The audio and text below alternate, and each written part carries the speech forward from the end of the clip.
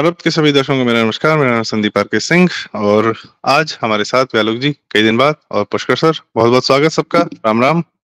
राम राम भैया, राम राम। जय सिया राम। जय सिया राम सर।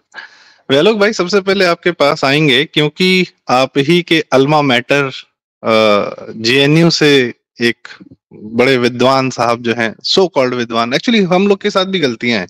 हम लोग झूठे और फ्रॉड लोगों को ना सही शब्दों से नवाजते रहते हैं, जबकि करना नहीं चाहिए।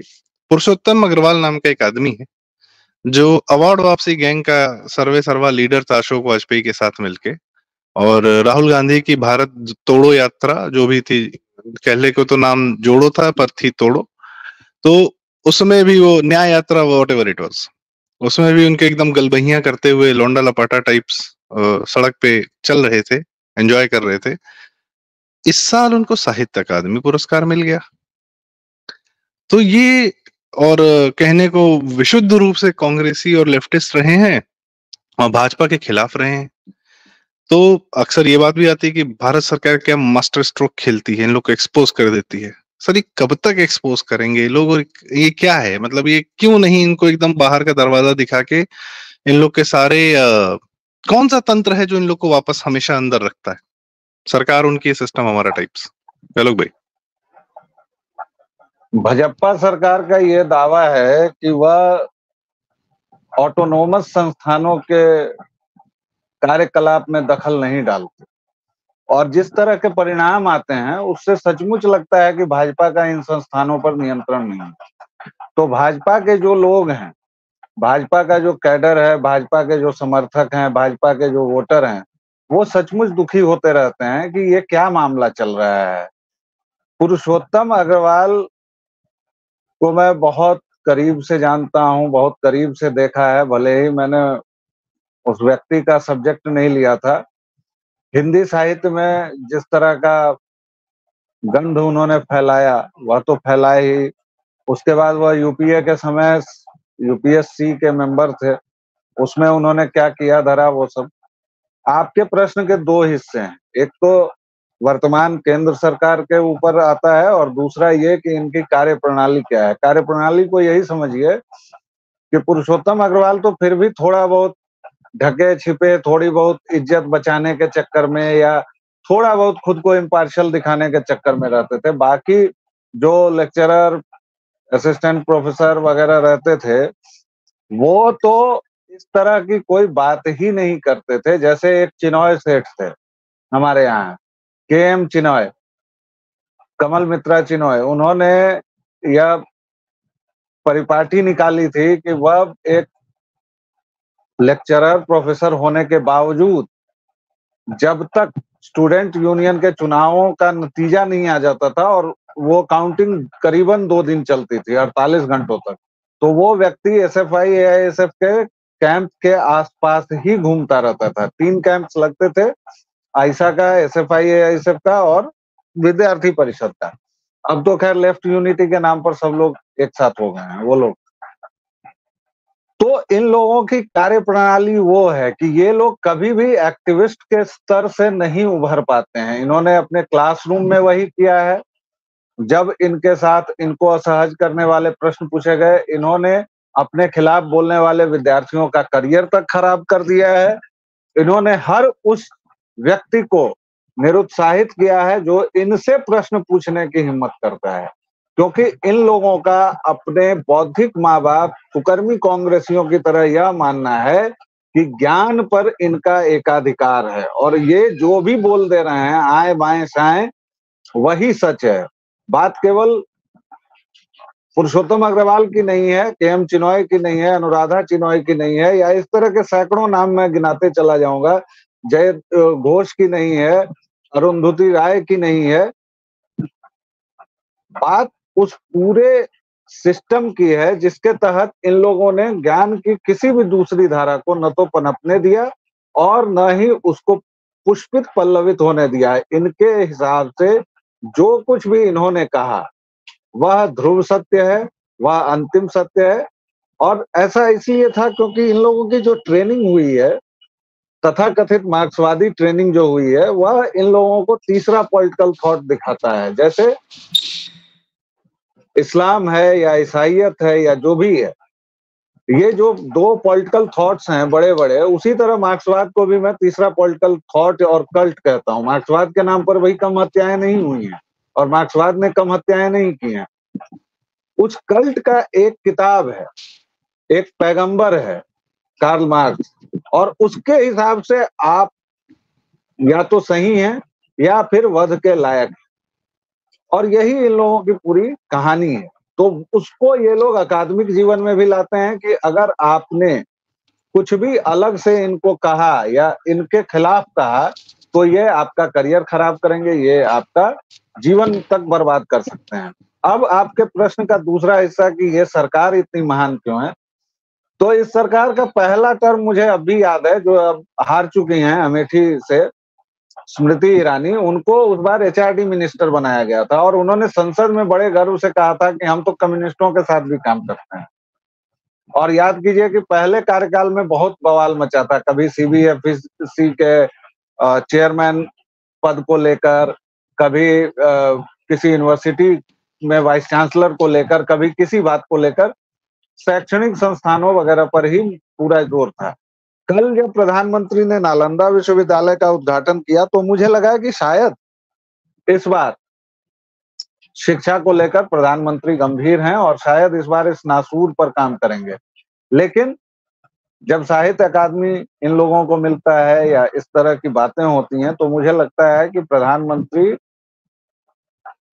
एक बार फिर से फिसल रहे हैं और शिक्षा और जो पत्रकारिता, इन दो चीजों पर जो उनकी सरकार को सबसे अधिक ध्यान देना चाहिए था। देखिए, राम मंदिर हो गया, 370 हो गया, यूनिफॉर्म सिविल कोड आप सेंटर से ला नहीं पाएंगे, उसमें आपको स्टेट से लाके, और वो एक लंबी प्रक्रिया है। तो आपका काम दरअसल हो गया है। अब आपने अगर शिक्षा और पत्रकारिता को लेकर आपने अगर बाकी चीजों पर लगाम नहीं कसी तो आपके साथ दिक्कत होगी। और इसका दूसरा उदाहरण मैं अगले बार जब आऊंगा तो बोलूं। फिलहाल दादा का समय। जी, मैं पुष्कर अवस्थी सर को आमंत्रित करूंगा क्योंकि ये विषय पुरुषोत्तम अग्रवाल जी पर बात करने का एक दादा का ही था कि वो चाहते थे कि इस विषय को पर जरूर बात की जाए, बहुत जरूरी है, इसकी इंपॉर्टेंस हमें दादा ने ही बताई, पहली चीज। सेकंड, दादा मैं आपसे ये सवाल पूछना चाहता हूँ, एक तो आपके अपने जो विचार हैं इस पर्टिकुलर इंसिडेंट को कि पुरुषोत्तम अग्रवाल को साहित्य अकादमी दिया जाता है या जो भी होता है, तो इस पे आपके जो विचार हैं वो हम जानना चाहेंगे। प्लस मेरा एडिशनल सवाल आपसे ये रहेगा कि क्रिटिसिज्म से डर रही है सरकार या इन लोगों को अभी भी, क्योंकि जैसा वैलोक जी ने बताया कि ये लोग दूसरे को तो पनपने नहीं देते, तो आप क्यों नहीं गो फॉर द किल करते हैं और आप इनको पूरी तरह सिस्टम से राउट आउट क्यों नहीं करते हैं? ये कौन सी कमी है सरकार की जो समझ में बिल्कुल नहीं आती किसी को भी, और इस पर लगातार चर्चाएं हो रही हैं और ऐसा नहीं कि सरकार को इस बात का भान नहीं होगा। पुष्कर, देखिए, ऐसा है कि जब पुरुषोत्तम अग्रवाल का पुरस्कार की घोषणा हुई कि साहित्य अकादमी ने हिंदी भाषा के सम्मान के लिए उनका सम्मानित किया है, तो एक क्षण तो मुझको विश्वास नहीं हुआ और अंदर से ऐसे आग लग गई, क्योंकि 2024 में तीसरी बार जीतने के बाद भारतीय सरकार एक ऐसे व्यक्ति को सम्मानित कर रही है, अवार्ड दे रही है, जो कि 2016 में अवार्ड वापसी गैंग का शिल्पकार था। सामने अशोक वाजपेयी थे, लेकिन उसका जो पीछे मॉडल ऑपरेंडी था पूरा इसी व्यक्ति के हाथ में। ये वो आदमी है जिसका लिए हम लोग पूरा, जबकि स्वतंत्रता सुखाए अपने सुख के लिए हम लोग दिल्ली पहुंचे थे अवार्ड वापसी गैंग का जो है विरोध करने की, और जो है फेसबुक से कॉल हुई थी। उस वक्त फेसबुक बड़ा महत्वपूर्ण होता था उस काल में, और कहां से लोग जो है लाखों लोग पहुंचे थे। आज जब जो है मैं इसको पुरस्कार देता हुआ देखता हूं भारत सरकार द्वारा, तो मुझे लगता है कि प्रधानमंत्री नरेंद्र मोदी ने मेरे गाल पे एक झिटाटेदार झापड़ मारा, क्योंकि 10 साल के बाद भी आप पहले तो है कि मैं स्वयं उसका तो था कि जो है इकोसिस्टम स्वयं बनना चाहिए। लेकिन आप जो है पुराने इकोसिस्टम के हाथी खेल रहे हैं। आपने जो अपने को तटस्थता के नाम पर, जैसे वह लोग ने कहा कि वो जो है जो गैर सरकारी संस्था है उसके दखल नहीं लेते, ये महाबकचोदी है। ये इसका कोई जो है कहीं भी इसका प्रमाण नहीं मिलता है, केवल कहने वाली बात। आप यदि इतने जो है कहना चाहिए कि या तो आप में कैपेसिटी की प्रॉब्लम है या आपकी प्रायोरिटीज के अंतर। मुझको लगता है कि जो हमारी प्रायोरिटी, जो कि हमारी अगली पीढ़ी के लिए जो प्रायोरिटी है, वो शिक्षा और ये जो मीडिया की जो बात की वो है, बाकी होता रहता है। लेकिन मैंने उनको शुरू में बेनिफिट ऑफ डाउट प्रधानमंत्री मोदी जी को दिया, सरकार को दिया कि 2014 में जब सरकार में आए तो उनको इतना आइडिया नहीं था कि सरकारी कितनी हालत खस्ता है, उसमें लगे रहे। फिर उसके बाद वो जियो पॉलिटिक्स में चले गए, जहां वो बैलेंसिंग एक्ट करते रहे। लेकिन भाई वो हो चुका। अब आज की तारीख में आपके पास करने कुछ नहीं है। आपके पास यही करने को था कि जो आपको करना था, आपको जो है आप उसको जो है सम्मानित कर रहे हैं जो आपको जूते मारता है। मुझे इसका अच्छी तरह याद है, ललन टॉप में इसको मैं सुन रहा था, इसने कहा था कि पिछले शायद 1 साल पहले का इंटरव्यू है, तब उसने कहा कि जो पिछले 9-10 साल से जो पागलपन हो रहा है भारत में, उसको मैं मीडिया को जिम्मेदार मानता हूँ। उसने फिर उसको व्यक्त किया, avalanche of stupidity by the people. मतलब मेरी विचारधारा जो कि जो सनातन है, सतत है, उसको जो है ये जो है 150 साल पुराना जो है मार्क्स का जो है इलिजिमेट चाइल्ड, वो कह रहा है एवलांश ऑफ स्टुपिडिटी। मतलब जो है पूरा जो है परम सत्य है। तो जो 19वीं शताब्दी में पैदा हुआ कार्ल मार्क्स का, उसकी विचारधारा अंतिम सत्य है। जिस तरह 1400 साल पहले पैगंबर मोहम्मद ने जो है कहा कि ये अंतिम पैगंबर है, उसी तरीके से मार्क्स का भी जो है इन्होंने जो है तोला पढ़ा के जो है बताया कि ये अंतिम सत्य है। ऐसे व्यक्ति को यदि जो है दिया जाता है और ये दे रहे हैं, तो ये मैं नहीं मानता कि प्रधानमंत्री से ऑफिस तक, प्रधानमंत्री तक ये बात से पूर्व जो है उनको नॉलेज में नहीं होगा, या उनको यह नहीं मालूम है पुरुषोत्तम अग्रवाल कौन है। यदि नहीं मालूम है तो फिर जो है कहीं ना कहीं बहुत बड़ा खोट जो है स्वयं व्यवस्था में, कि 10 साल के बाद भी आपके पास भाई कहीं की फाइल चली होगी ना, एक दिन में तो नाम नहीं आता ना। जॉइंट सेक्रेटरी पास गया होगा, स्पेशल सेक्रेटरी पास गया होगा, सेक्रेटरी के तो गया होगा, उसके बाद आगे गया होगा, फिर अनुमति लिखी होगी, तो बातें हुई होंगी, और आप जो है तमाशा कर रहे हैं, बता रहे हैं कि जो है हम दखल नहीं देते। अरे भाई कैसे हिम्मत हो गई इसको देने की? जिस आदमी ने अवार्ड गेन का अवार्ड वापसी का जो है फ्रंट रनर होके साथ दिया हो, बोला हो, उसको ही आप सम्मानित दे रहे हैं। क्या दिखाना चाहते हैं यार? कि वो एक बार फिर मना कर दे। अभी तक तो फिलहाल मेरे पास कोई सूचना इस तरह की नहीं आई है कि उसने लेने से मना किया, लेकिन मैं चाहता हूं ना ले वो, ताकि उनको एक जो झापड़ मुझको गाल पे जो है झंडादार लगा है, वो स्वयं जो है केंद्रीय नेतृत्व को लगे। ये एक सामान्य घटना नहीं है। ये दिखता है, ये दिखाता है कि आज जो आप सीटें कम हुई हैं आपकी 2019 से, उसका कारण जो था, उसमें कारण ये भी है कि आपने जो है ऊपर करके जो है दूरदृष्टि। अरे काहे का दूरदृष्टि भाई? एक तरफ आप नालंदा का जो है वो कर रहे हैं और बता रहे हैं कि वो ठीक है, हमें मालूम है नालंदा क्या है, सबको मालूम है। अरे भाई चुनाव से पहले कर दिए होते नालंदा का उद्घाटन, कौन सी खास बात है ये? और उसी दिन आप जो है हमको सूचना ये दे रहे हैं। तो मैं तो उसको कहूंगा कि टोटली जो है सिस्टम से कहे या ना कहे, कहीं ना कहीं थक गए हैं, बूढ़े हो गए हैं। जो ऊर्जा जो उनके जो गुजरात के मुख्यमंत्री रूप में जो ऊर्जा थी प्रथम प्रधानमंत्री काल में, जो उनकी ऊर्जा थी, शायद उम्र का तकाजा है, थक गए हैं। बहुत शिद्दत से, बहुत ईमानदारी से उन्होंने लड़ाई लड़ी है, किया है। लेकिन मुझे लगता है कि कहीं भी जो मारक शक्ति होती है, क्योंकि आप जो है काम करने के साथ यदि आपकी मारक शक्ति में यदि कमी आ जाती है, तो फिर जो है आप फिर नेतृत्व के जो है लायक नहीं। तो मुझे तो बहुत ही डेंजरस साइन नजर आ रहा है इस तरीके के, एक टैबलेट के रूप में कि मुझे प्रधानमंत्री नरेंद्र मोदी का तृतीय काल, जहां से विषम परिस्थितियां आने वाली है, बहुत जो है अभी और उठापटक होने वाली है, वहां पर भी इस तरह के स्लिप ऑफ टंग टाइप की चीजें होंगी, इस तरह की जी चीजें जो होती है, तो फिर जो है कहीं ना कहीं जो है हमारा और सनातन का, भारत का, तीनों का ही दुर्भाग्य है। जी दादा, आपका आवेग और आपका गुस्सा बिल्कुल जायज है, क्योंकि आप क्या है कि आज की डेट में जो कांग्रेस सरकार, कांग्रेस के नेता नहीं लड़ रहे हैं, कांग्रेस का ये पाला हुआ इकोसिस्टम अपनी आखिरी सांस तक लड़ रहा है भाजपा और उसके साथ में, और वो जनता को भ्रमित करने में पूरी तरह केपेबल है। चाहे वो पुराने साहित्यकार जैसे, क्या ही बोले साहित्यकार हैं क्या है लोग, इनके तो एक और आदमी है पुष्पेश पंत, वो आदमी का आर्टिकल है बाकायदा कि आइसक्रीम का इन्वेंशन मुगल काल में हुआ, अकबर के दौरान कश्मीर से बर्फ लाई जाती थी। दिस इज हिज, वो ये लिखा है उसने। और वो एक रोमिला थापर तो बहुत मतलब अद्भुत इंसान है, उनका तो ये था कि भैया युधिष्ठिर ने अशोक से सीखा है। और भी कई सारे इस तरीके के, डीएन झा कहते हैं कि नालंदा नालंदा की बात हो रही थी, डीएन झा जो कांग्रेसी इतिहास, अब इतिहास तो क्या है, तो झूठ फैलाने वाले सब, कि बख्तियार खिलजी ने आक्रमण नहीं किया था, हिंदू राजाओं ने उस बौद्ध जगह पर जो है हमला किया था। अब बामियान बुद्ध को क्या कहेंगे कि जब तालिबान उस पे वो बरसा रहा था, वो भूल जाते हैं।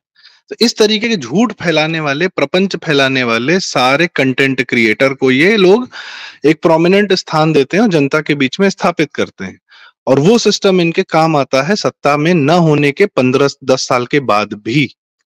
वो कंटेंट क्रिएटर ही ने तो झूठ फैलाया ना सारा का सारा, कि जो इनको इस चुनाव में इस रिजल्ट को, मतलब सबको सांस आ गई इस रिजल्ट्स के बाद में, सारे विपक्ष को, यहाँ तक कि इस प्रकार के पुरुषोत्तम अग्रवाल।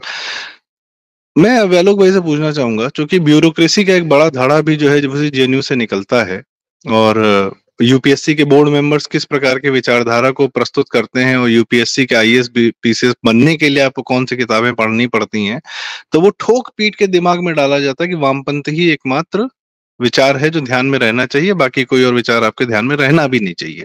खैर, नहीं तो करियर बर्बाद कर दिया जाएगा। वो bureaucracy minister of culture tourism पर हावी है क्या, एजुकेशन वाली पे हावी है क्या, कि मंत्री आ रहे हैं जा रहे हैं, आ रहे हैं जा रहे हैं, कोई फर्क ही नहीं पड़ रहा, किसी मंत्री को हवा ही नहीं लग रही कि उसके नीचे क्या खेल हो रहा है। वैलोक भाई। बहुश्रुत और बहुपठित होना बहुत जरूरी है। और देखिए, मिनिस्टर्स, और ये आपका इतना बड़ा देश है और ऐसी उबड़ खाबड़ व्यवस्था है कि उसमें हर एक व्यक्ति किसी न किसी पर आश्रित है। एक पूर्व मिनिस्टर का नाम लूंगा मैं, प्रकाश जावड़ेकर। वो व्यक्ति इतने महान थे कि उन्होंने राणा आयूब की किताब का विमोचन कर दिया। ऐसी कई घटनाएं हुई, तो उसके बाद वो गए, आज के दिन में कहाँ हैं मुझे नहीं पता। तो ऐसा नहीं है कि चीजें नहीं पता होती हैं या होती हैं तो देर से होती हैं, लेकिन अब आप देखिए, हर एक चीज साहित्य अकादमी वगैरह के लिए प्राइम मिनिस्टर मोदी पर जो गुस्सा अभी दादा ने निकाला है, मैं ये कहूंगा कि उसको पूरे बड़े परिप्रेक्ष्य में देखने की जरूरत है, क्योंकि मोदी ने जितना किया है वो तो किया। अब समस्या ये है कि मोदी खुद साहित्य अकादमी से लेके और तमाम चीजों पर तो नजर रखते नहीं है। उन्होंने एक सेट ऑफ मिनिस्टर्स बनाया हुआ है। अब जैसे आप मोदी की तुलना केवल और केवल एक व्यक्ति से कर सकते हैं, योगी से, क्योंकि योगी भी बाहर से आए हैं। योगी को भी प्रशासनिक जो ये अमला है उसी पर उन्होंने जैसे यात्रा दोनों की बराबर रही है। तो अब योगी को लगता है कि उनके राज्य में सब चौकस है, क्योंकि रिपोर्ट्स आ रही हैं, सब कुछ आ रहा है, बाकी सब कुछ। अभी भी अकबरपुर उन्होंने खाली करवा लिया, लेकिन उनकी नाक के नीचे जो भ्रष्टाचार हो रहा है उसकी उनको खबर नहीं होती। तो ये एक अलग विषय है जिस पर हमको बात करनी होगी। उसी तरह मोदी एक बड़ा विजन लेके चल रहे हैं, वो बड़ी चीजों में उलझे हुए हैं। तो उन्होंने कह दिया कि भाई ये लोग हैं, ये लोग देख रहे होंगे। उनके पास लिस्ट आई, उन्होंने कहा कि अगर ये ओके है तो ठीक है। पुरुषोत्तम अग्रवाल का कब भाषण था, कितना भाषण था, ये हर एक और दिन की बात नहीं है। और खासतौर से प्रधानमंत्री जैसे पद पर बैठा व्यक्ति क्यों याद रखेगा, या क्या क्यों उसे याद रखना चाहिए। और ये केवल पुरुषोत्तम अग्रवाल की बात नहीं है भाई। आप देखिए कि ईवीएम को लेके एक अखबार ने घटिया स्टोरी छापी। उस स्टोरी को प्रियंका वाड्रा से लेके विषधर राहुल तक सबने प्रमोट किया। वो स्टोरी फेक निकली, 4 लाइन का रिजॉइंडर छापा, जो कहीं अंदर कोने में था मिड डे अखबार के, उसने कहा कि ये गलती से हो गया। इरेन्यूअसली का मतलब विशेष तौर पर पुष्करदा समझाएंगे, अंग्रेज वही है, मैं तो सरकारी मीडियम वाला हूँ। इरेन्यूअसली आपने इतना बड़ा गंदा कांड किया जिसकी पूरे देश विदेश में चर्चा हो गई।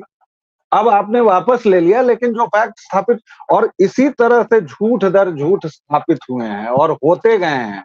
जैसे एक टट्टी का नाम आता था बार बार चुनाव के समय, आज वो टट्टी कहाँ है?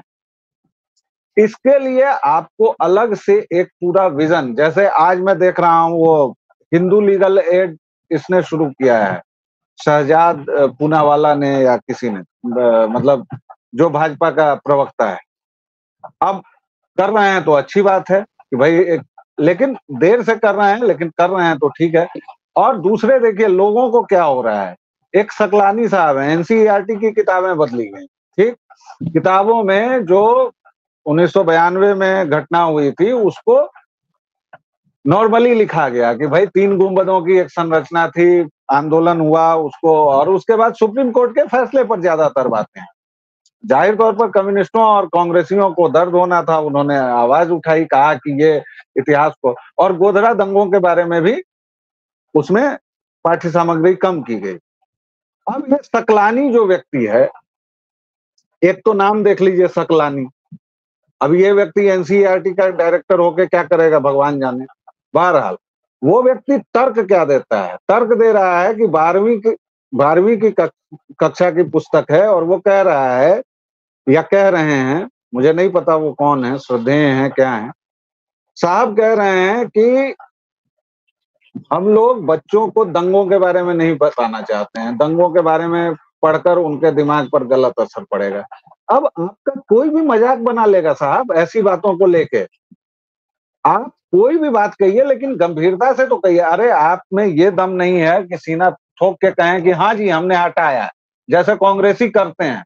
कमलनाथ पहले दिन बनता है और माखनलाल चतुर्वेदी विश्वविद्यालय के वीसी को हटाता है, वहां के प्रोफेसर्स को हटाता है। आप अगर ये नहीं कर सकते हैं तो आप कम से कम ये तो कहिए कि साहब आप ही से सीखा है मालिक, आपने मुगल काल के अलावा सब कुछ इतिहास से हटा दिया। हमने तो 2 चैप्टर को थोड़ा सा कम किया है, 4 पेज की जगह 2 पेज किया है, 2 पेज की जगह 1 पेज किया है। तो ये स्टूडेंस सीखनी होगी, लोगों को प्रशिक्षित करना होगा। आप कांग्रेस के 70-60 साल के इकोसिस्टम की बात कर रहे हैं, मैं बात कर रहा हूं ये पूरा जो यूरोपियन तंत्र है, ये 200 वर्षों का इकोसिस्टम है साहब, ये एक दिन में नहीं जाएगा, 10 साल में नहीं जाएगा। आप देखिए ना पेंस यूनिवर्सिटी में क्या हो रहा है, आप देखिए कैलिफोर्निया में क्या हो रहा है, आप देखिए हार्वर्ड में क्या हो रहा है, आप देखिए कैम्ब्रिज में क्या हो रहा है। यहूदियों को ही मॉन्स्टर बताया जा रहा है ना, और उसी का उच्छिष्ट, उसी की जूठन तो जेएनयू खाता है। जेएनयू के पास मौलिकता नाम की कोई चीज नहीं है प्लीज। जो बर्कले से, जो कैम्ब्रिज से, जो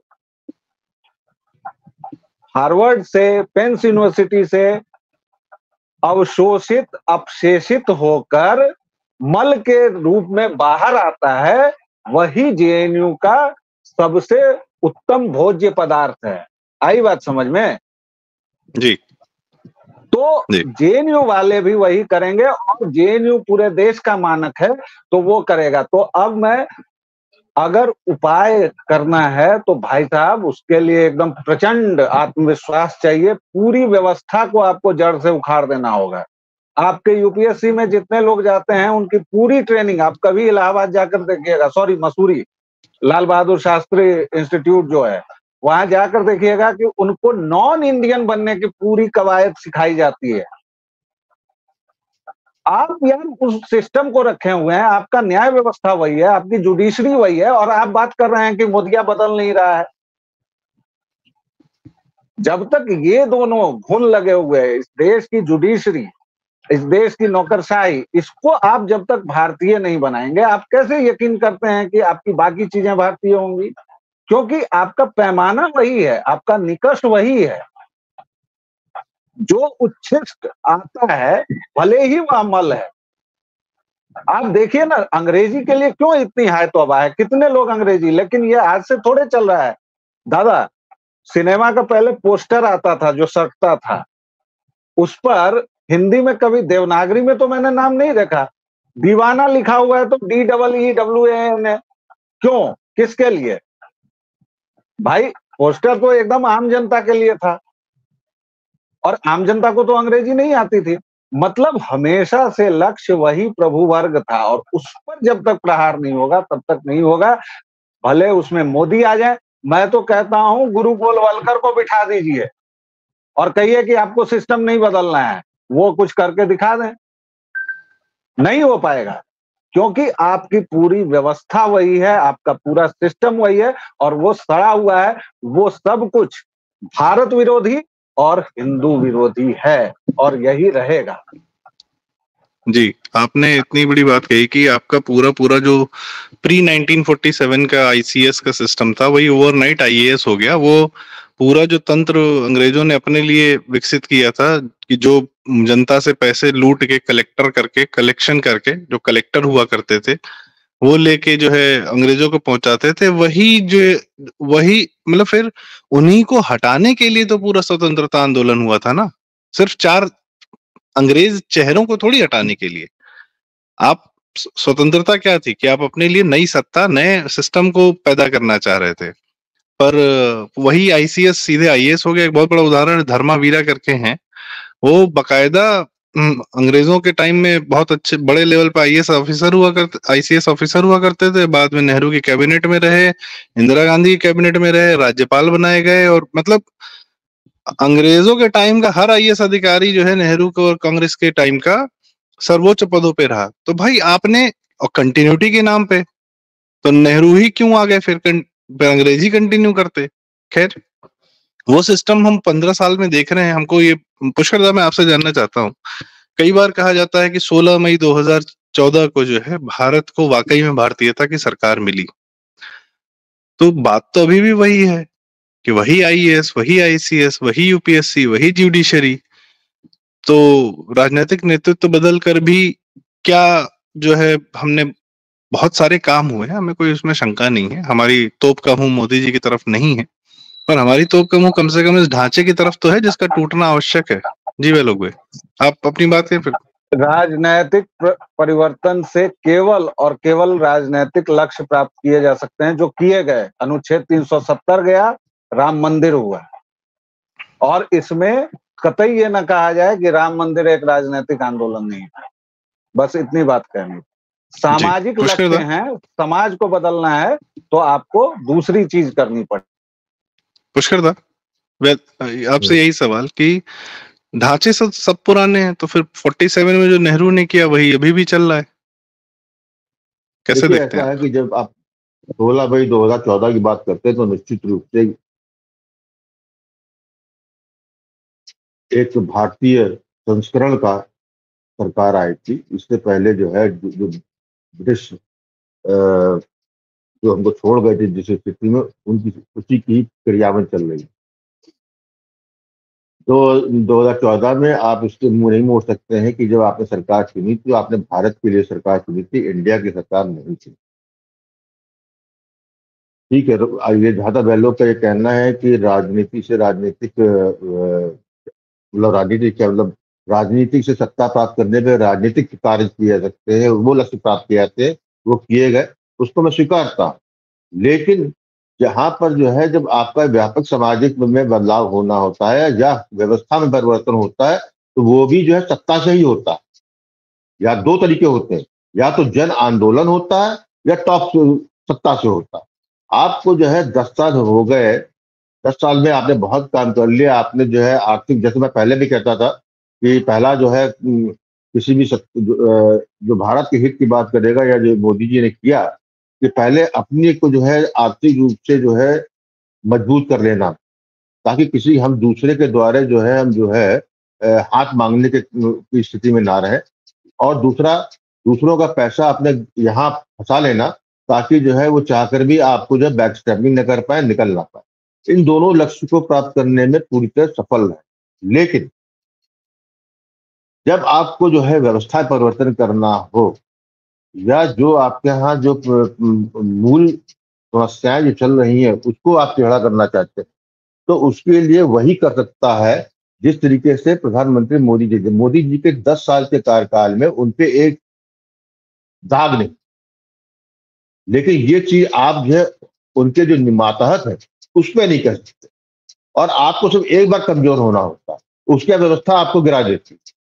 ये जो जिस तरह के प्रकरण होते हैं, ये ठीक है, प्रधानमंत्री जी के लिए इतना महत्वपूर्ण नहीं होगा पुरुषोत्तम अग्रवाल वाला को जो है सम्मान दे, लेकिन यदि उस मंत्री ने दस्तखत किए हैं, वहां तक पहुंचा है, तो इससे निश्चित रूप से जो है कहीं से अपने कार्य को करने में वो सिद्ध नहीं हुआ। मेरा तो ये कहना है कि आप उस आदमी को जो है सम्मानित कर रहे हो जिसने सरकार द्वारा सम्मान दिए जाने का ही विरोध किया, वापसी कराई थी। तो ये आपका जो है 10 साल के अंदर आपके तरीके से यू टर्न हो गया सत्ता की तरफ से। अब जहां तक ये है कि यूपीएससी में परिवर्तन का, जुडिशरी का, ये देखा हम लोगों ने इन 10 सालों में। जुडिशरी से लड़ने भिड़ने की कोशिश की, लेकिन जुडिशरी बहुत सशक्त है, या ये कह लिए फिर मैं कहूंगा कि इनके अंदर हर साल जो है शरह शरह इनकी मारक शक्ति कमजोर हो गई। ये दोनों ही चीजें, जो आपका यूपीएससी का हो मामला हो, चाहे इस तरह के एकेडमी का मामला हो, वो या स्वयं जुडिशरी भी हो, वो तब तक उसकी जड़ें नहीं हिल सकती जब तक कि आप में प्रतिघात करने की व्यापकता समाहित ना हो। वो कहीं ना कहीं थी, मैंने वो स्पार्क्स देखे हैं, मैंने वो सुना है, महसूस किया है पिछले 20-22 साल में। लेकिन ये मुझे दुख से कहना पड़ रहा है कि वो मुझे स्पार्क गायब दिख रहा है। वो जो है मारक शक्ति जो होनी चाहिए, क्यों बिना मारक शक्ति डरता है आदमी। ये सत्ता जो है आपको जो है जहां कॉम्प्लिमेंटेशन में आता है, वह सत्ता में उसका करा भी लेता है। तो यहाँ पर जो है निश्चित रूप से मैं कहूंगा कि क्योंकि मारक शक्ति कमजोर हुई है, ठीक है, मोदी जी क्या क्या देखेंगे, संभव नहीं है, ये भी मैं मानता हूँ, स्वीकारता हूँ इस बात को कि एक आदमी कितना कर ले। तो लेकिन एक आदमी जो है कम से कम जो है ऐसी विषम जिस व्यवस्था से वो चल जाए, वो भी तो सिस्टम से निकले हैं मोदी जी। जो भी सरकार, उन्होंने जब चुनाव जीता गुजरात में, मुख्यमंत्री बने, 13 साल चलाया, फिर उसका 2014 में जो है भारत के प्रधानमंत्री बने, तो जो सिस्टम था उसी से निकल के आए। तो उनको हमसे अच्छी तरह मालूम क्या क्या है क्या नहीं। तो ऐसी व्यवस्था में जब आपको जो है लॉन्ग टर्म चेंजेस करने हैं, तो फिर आपको अपने अंदर भी चेंजेस लाने हैं। ठीक है, आपकी इसके, मैं तो यही कह रहा हूँ कि मैं मोदी जी से ज्यादा जो है मोदी जी ने जो व्यवस्था कायम की है या जिनसे वो काम ले रहे हैं, वो लोग, वो गण, वो कहीं ना कहीं जो है बहुत लैक कर रहे हैं, क्योंकि ये उनके द्वारा होना। हर चीज में तलवार मोदी जी नहीं उठाएंगे।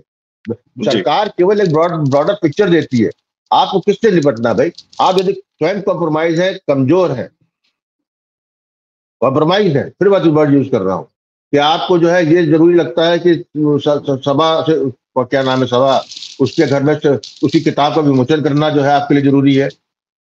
बेकार का आपको जो उन्हें सभा का तो गैस सिलेंडर पहुंचाया था कोरोना के पीरियड में। मैं वही इंसिडेंट लिख के बैठा था, बोलूंगा जावड़ेकर ने। तो और एक सेकंड, सबा नकवी ने, एक सेकंड दादा, सबा नकवी ने सिर्फ ट्वीट किया था, किसी को टैग नहीं किया था। प्रकाश जावड़ेकर जी ने सीधे नीचे आके कहा, रुक, क्यों परेशान हो, अभी पहुंचवाते हैं। तो सीधे सिलेंडर जो चला गया, और बाकायदा नीचे आके ट्वीट किया। तो भाई साहब, ये जो कमजोरियां हैं, और फिर जावड़ेकर वही हैं जो कहते हैं कि हमने एक कॉमा भी नहीं बदला, कहने को संघ से आ रहे हो। ये इस संघ से आए हो ना, ये तुम इसमें गर्व कर रहे हो या कह रहे हो, यही तुम्हारी मूर्खता है। ये जो है आपको जो है, ये आपको मोदी जी हर वक्त कलम दबात लेकर नहीं समझाएंगे आपको तो अंडरस्टूड है भाई, अब क्या करना क्या नहीं करना। आप किस लिए जब आपको जो है आपको पीढ़ियों का विमर्श बदलना, पीढ़ियों का, और मैं बिल्कुल विज्ञानों की बात से मानता हूं कि 200 साल का इकोसिस्टम हमने 4700 के कैरी फॉरवर्ड किया है 2000 तक, तो उसको इतना आसान नहीं होगा। लेकिन यदि इतना जड़ें इतनी तगड़ी है, तो आपकी कुल्हाड़ी में धार होनी चाहिए जी। आप कुल्हाड़ी में धार पाओगे। और ये अब जो है टाइम अब धीरे धीरे निकलता जा रहा है। तीसरी बार आप आए, और बहुत अच्छा है कि 200 इनकी सीटें कम हुई हैं, क्योंकि जो है यदि धार काफी जब कम हुई है ना, तो उम्मीद करता हूं कि अपनी जो है धार कुल्हाड़ी में तेज करेंगे, क्योंकि इसके बाद जो है जिस तरह मैं 2014 में कहता था 2014 में यूपीए तीसरी बार आ जाती, तो हम जो है 2024 तक हम गायब हो गए। 2047 बात नहीं कर रहा हूँ, भारत एज ए कंट्री जिस भारतवर्ष है उसी की ही 2024 में उस क्षेत्र में रहता या ना रहता, उसमें मुझे अब शक था। अब मैं 2024 में जब जीत के आए, ये इनका आखिरी है, जैसे लास्ट मैन स्टैंडिंग है। अब नहीं किया तो महाराज 2029 के बाद भयावह और स्थिति होगी, और फिर उसके बाद इससे सशक्त प्रधानमंत्री नहीं आ सकता। जो भी स्थिति बनेगी फिर वही 90 के दशक की याद आपको आएगी कि 10-15 1-1.5 दशक जो है केवल गुटबंदी की सरकारें बनेगी, और सबका जो है ध्येय वही होगा जो पाकिस्तानियों का है। वहां पर भी जो फिर हमसे 2034 में पूछा जाएगा कि कहाँ का पासपोर्ट लेना है, कहाँ का वीसा कटवा के एज ए शरणार्थी जाना है।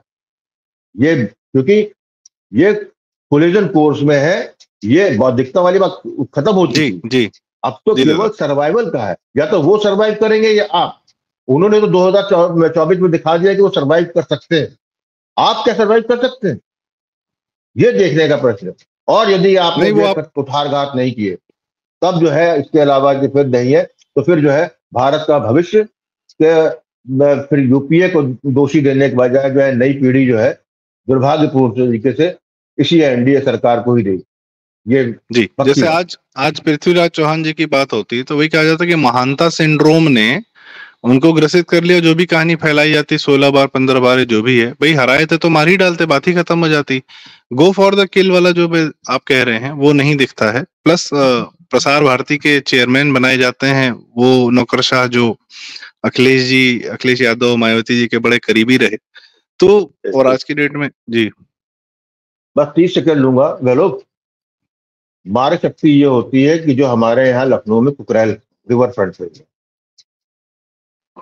मुझे खुद मालूम है कितना इसका विरोध जो है अंदर से था, अंदर से डरे थे, जुडिशरी से था, सब जगह लिया ना। हाँ, जो कहानी नहीं आती कि जो हटाए गए उनको जो है मकान बनवा के उनको जो है दिए गए, ठीक है, लेकिन किया ना, मस्जिद छोड़ी ना मदरसा छोड़ा वहां पे, और वहां जो अवैध मंदिर बने थे ना उसको छोड़ा। तो ये है आपका, इसको मैं कहता हूं प्रतिघात। ये बनता, ये करने की जरूरत जी जो मैं कह रहा हूं। और ये तो ठीक है, ये आपके जो स्ट्रक्चर्स हैं, जो मतलब जो टेंजिबल स्ट्रक्चर्स हैं जो दिख रहे हैं, जो ईंट गारा दिख रहा है उस पर बुलडोजर आप चला रहे हैं। पर बात ये कि बौद्धिकता पर भी तो बुलडोजर की अत्यधिक आवश्यकता है। ये जो 2 कौड़ी की बौद्धिकता ये वामपंथी लेके, और मैं इस शब्द के साथ जो है अपना ये चर्चा का समापन करूंगा। व्यालोक भाई, अगर आपका कोई क्लोजिंग कमेंट हो, आप कहना चाहें।